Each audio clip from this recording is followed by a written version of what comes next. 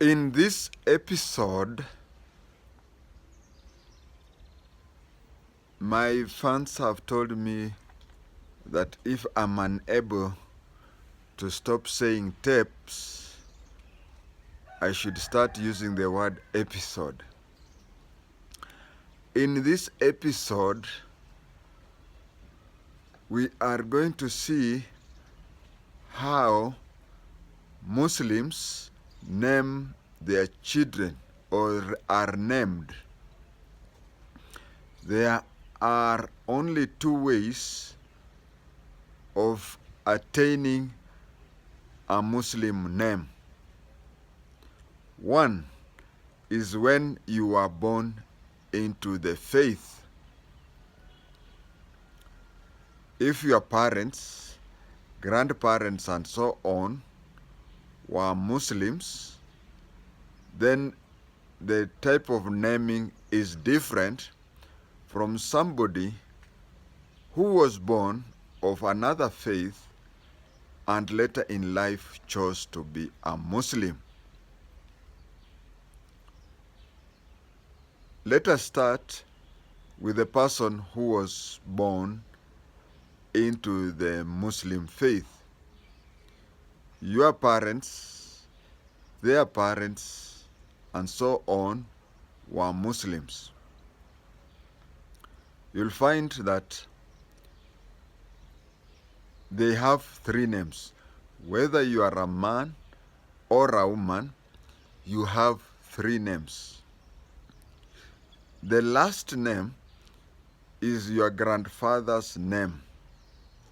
The third and last name is your paternal grandfather's name. The second or middle name is your father's name. And the first name is your name. So Muslims do only have one name. Your name, your father's name, and your paternal father's name. If it is a boy, you can be given the name Ahmed. Your father's name is Abdi, and your grandfather's name is Ogle. So you find, although Ogle, I believe, is a Somali name, but not an Islam name. So you find that you have your name, your father's name, and your grandfather's name. What of a girl? A girl is given the name, say, Halima. So the name is Halima Abdi Ogle. And as I've said, I think Ogle is a Somali name, but not a Muslim name. That is how a man or a woman in the Islam faith is named. When the girl gets married among the Islamic faith, she retains her name forever.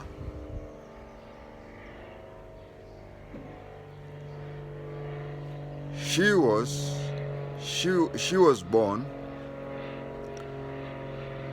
Halima Abdi Ogle. She gets married to whoever she gets married, she will retain that name for as long as she is alive.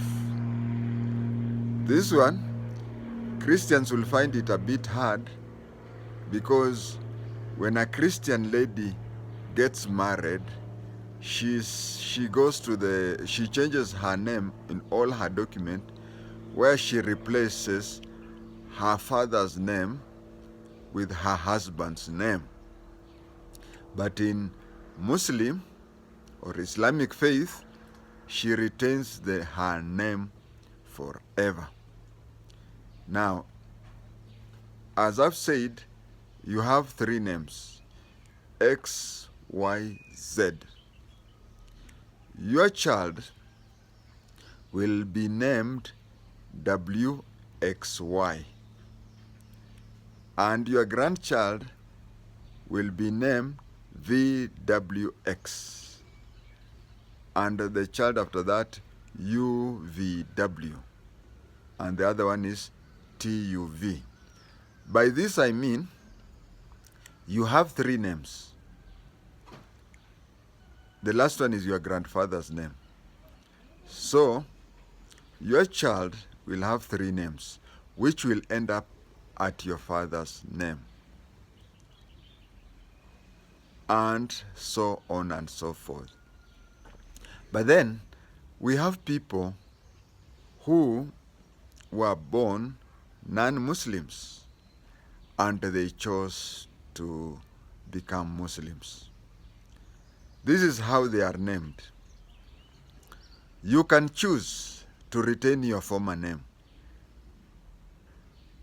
Yes, your identification shows that you are James LANDO KHWATENGE. Of the 3 names, none is a Muslim. Supposing I became a Muslim, I can choose to retain the names. But I'll just be a Muslim like any other Muslim. Then when you convert and still retain your former name, you still retain that. That is option number 1 for those who are born non-Muslims and chose to be Muslims. You can retain the name that you are born with. The second option, you can choose 1 or more Muslim names. You have an option of having all the 3 names to be Muslim. You can have an option of having 2 names, or you can even have an option of having 1 name.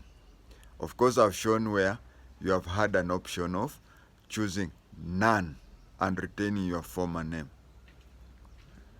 Do we have people who became Muslims and chose 1 name? Yes.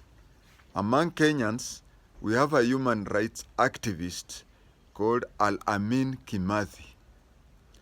Al-Amin Kimathi is a member of the famous Field Marshal Dedan Kimathi Washuri. So he was born a Christian, but along the way he became a Muslim. He chose to retain his Kikuyu name Kimathi, but adopted the name Al-Amin, which is a Muslim name. This is a case of somebody who chose 1 name and retained a former name. We have the famous boxer, Muhammad Ali. Muhammad, not Muhammad, Muhammad Ali. For the non-Muslims, you have to understand that we have different names which almost appear to be the same. We have Muhammad, just like the Prophet, peace be upon him. We have Muhammad, we have Ahmed, we have some. For a non-Muslim, the names may confuse you. So we have Muhammad Ali, who was born as Cassius Clay. Then later on, he decided to become a Muslim. When he changed to Islam, he wanted at first to be called Cassius X.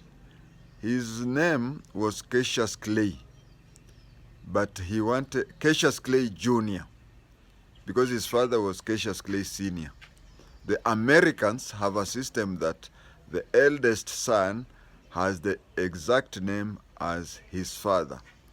And then if you're the eldest son, and your eldest son will be called your name too.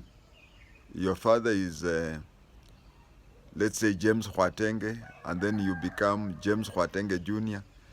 Your son becomes James KHWATENGE too, and they continue that way with the American system.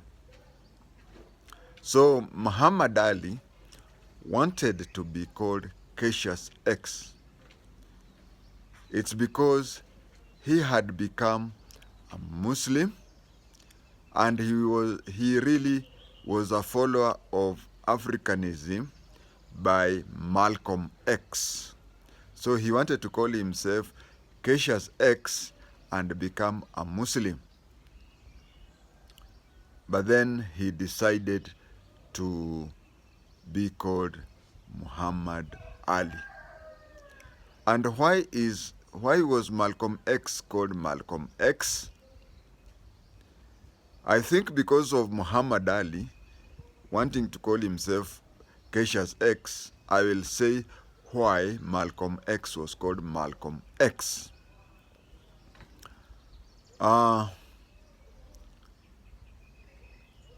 In America, Africans had a surname, not your African surname, but the surname of the person of the slave master. Of the slave master. So your parents could call you anything, but you never retained your African parents' name.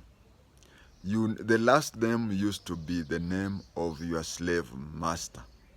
So a time came when Malcolm X started spreading Africanism in America. He was not happy with using his slave master's name. He said that his surname is an African name. But when he tried to find out the name of his African ancestor, he was unable to find it. So he said that my ancestor, Mr. X, came from Africa. So that is when he named himself Malcolm X. This episode is meant to make you understand how Muslims who are born into the Islamic faith are named, and how Muslims who converted into Islam are named. Thank you.